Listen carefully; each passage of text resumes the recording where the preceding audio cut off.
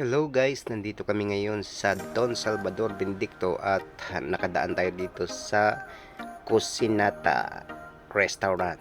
Ito guys, paakyat siya ang daan. Yan, nasa gilid lang to ng daan ng Don Salvador Benedicto.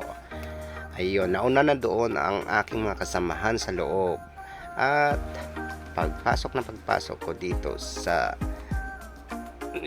restaurant na ito, dumiritso ako doon sa pinakaitaas. Sumunod ako doon sa dalawang tao na yun sa itaas. Yun, dito pala sa kaliwa, nandun pala yung mga kasama ko guys. Pero dumiritso ako doon sa itaas. Yan o.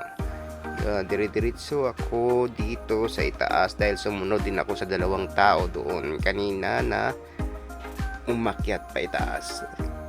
Yan guys, yan. Dito pala CR yun dyan o. Ngayon, nagtuloy-tuloy pa ako dito sa itaas. Mayroon din pala ditong pwesto. Pwede rin dito pumwesto kung gusto mong kumain dito sa itaas. And overlooking dito ang pwesto na ito. Yan, may pangalan din ng Cucinata.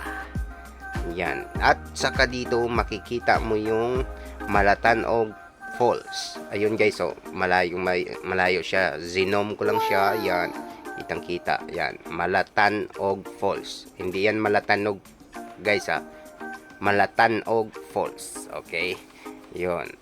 Tapos dahil nga wala dito ang aking mga kasama, bumalik ako doon sa ibaba. Yan, hanap ako ng hanap guys sa kanila. Yun pala doon sa pinakita ko na sa inyo nung umakyat ako sa may bandang kanan na daan. Doon pala yun yung kainan talaga, yung pwesto ng mga mesa. Ayan guys, so bumaba ako, tuloy ako sa pagbaba habang nagbe-video dito sa paligid. Ayan, akala ko walang tao dito sa loob guys, kakaunti lang ng tao. Yun, kaya hanap ako ng hanap. Pag dito na ako na pumunta ako doon sa may bandang kaliwa. Ayan, dito pala guys, dito sa bandang ibaba, dito nakapwesto yung maraming tao guys. Yun, dito pala, nandito pala ang kainan. Yun, andito na yung aking mga kasamahan. Yan, nakapwesto na sa misa. At saka dito, maganda rin pala ang view dito guys. Overlooking din siya, kitang kita ang bundok. At saka yung binidyohan ko kanina na Malatanog Falls. Ayun guys, ayun, kitang kita yung Malatanog Falls. Yan, nandito pala kami guys dahil nag road trip kami. Gala na rin.